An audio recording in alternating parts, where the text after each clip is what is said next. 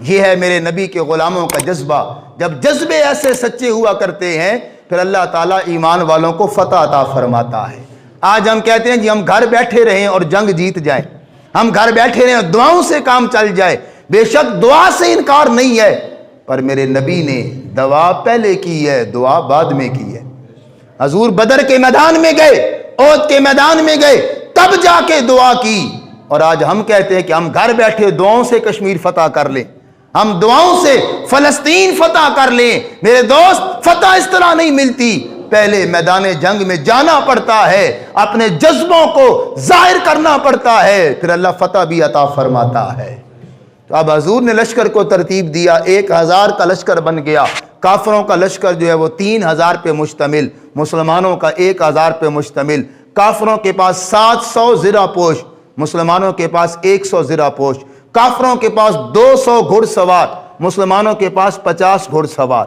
ہر لحاظ سے کم ہیں، پر جب جذبے جوان ہوں، اللہ رسول کی ذات پہ ایمان یقین مضبوط ہو، تو پھر مومن کبھی گھبرایا نہیں کرتے۔ وہ اسلحہ نہیں دیکھتے، وہ تعداد نہیں دیکھتے۔ آج تعداد ہماری کیا کم ہے؟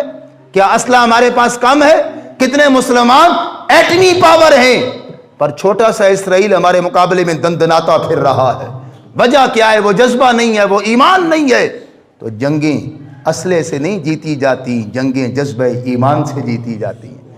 آپ دیکھ لو نا فلسطین والوں کے پاس کیا ہے، چند دیسی راکٹ، پتھروں کے ساتھ اتنی بڑی قوت، اسرائیل کا مقابلہ کیا۔ سارے عرب مل کے اسرائیل کا مقابلہ نہیں کر سکے، فلسطینیوں نے نہتے ہو کر بھی مقابلہ کر لیا، اور پھر اسرائیل کو گھٹنے ٹیکنے پہ مجبور کیا۔ صلح کی پہل اسرائیل نے کی ہے۔ کیوں؟ آج بھی ان کے اندر وہ بدر والا جذبہ موجود ہے۔ اقبال نے کہا تھا نا، ہو آج بھی گر ابراہیم کا سا ایمان پیدا، ہو آج بھی گر ابراہیم کا سا ایمان پیدا، تو آگ کر سکتی ہے انداز گلستان پیدا۔ تو اگر یقین کامل ہو اللہ کی ذات پہ، اللہ کے محبوب کی ذات پہ، تو اللہ تعالیٰ ایمان والوں کو فتح عطا فرمایا کرتا ہے۔ بہرحال یہ لشکر جس کی تعداد بھی کم ہے، اسلحہ بھی کم ہے، دشمن کے مقابلے میں احد پہاڑ کی طرف رواں دواں ہو جاتا ہے۔ مکہ کے کافروں نے میدان میں پڑاؤ ڈال لیا۔ اب اللہ کے محبوب جب تشریف لے کر گئے تو حضور کی بہترین جنگ حکمت عملی ہوا کرتی تھی۔ میرے آقا بہترین کمانڈر تھے، آپ بڑے بہتر انداز میں لشکر کو ترتیب بھی دیا کرتے، جنگی اصولوں کا خیال بھی رکھا کرتے۔ اب اللہ کے محبوب نے کیا فرمایا، میدان احد میں پہنچ کے حضور نے اس طرح صف بندی کی کہ آپ کی پشت پہ جبل احد تھا، تاکہ دشمن پیچھے سے حملہ نہ کر لے۔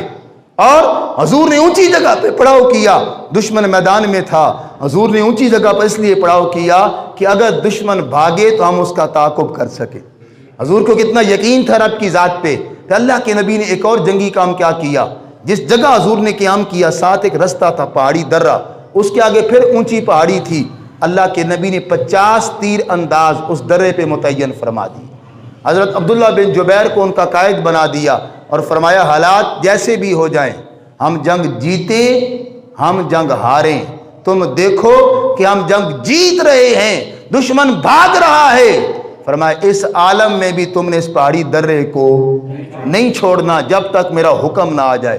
حتیٰ کہ ایک روایت میں آتا ہے سرکار نے فرمایا تم دیکھو کہ ہمیں شکست ہو گئی ہے، پرندے آ کے ہمارے گوشت کو نوچ رہے ہیں، اس عالم میں بھی تم نے اس پہاڑی درے کو نہیں چھوڑنا۔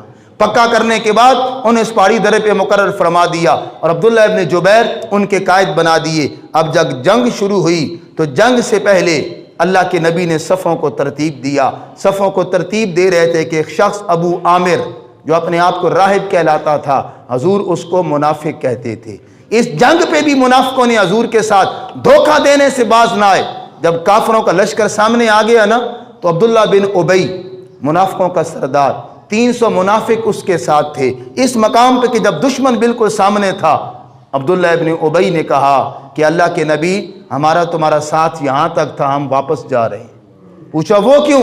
کہا جی میں نے کہا تھا مدینہ کے رہ کے اندر مقابلہ کیا جائے، آپ نے جوانوں کی بات مانی ہے اور باہر نکل کے مقابلہ کر رہے ہیں، چونکہ میری بات نہیں مانی گئی لہٰذا میں جنگ میں ساتھ نہیں دوں گا۔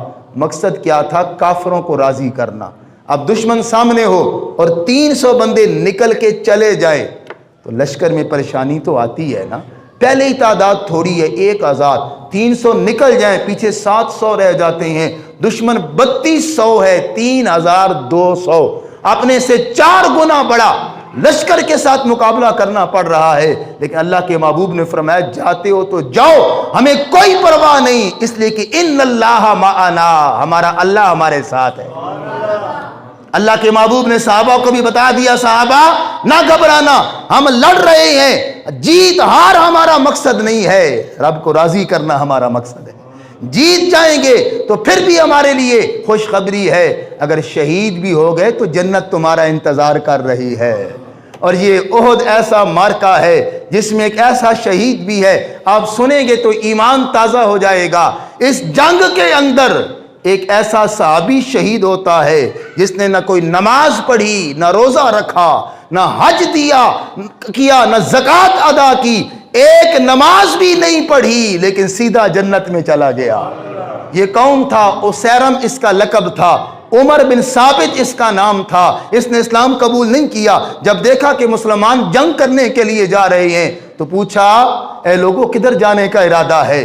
تو مسلمانوں نے کہا کافروں سے جنگ کرنے احد کے میدان میں جا رہے ہیں۔ کہا مجھے بھی ساتھ لے جاؤ، میں بھی جنگ کرنا چاہتا ہوں۔ کہا بھی تم جنگ کیوں کرو گے؟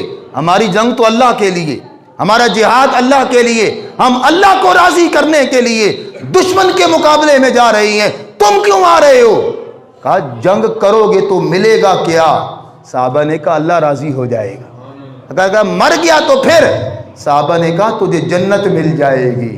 اس نے کہا چلو مجھے بھی ساتھ لے چلو۔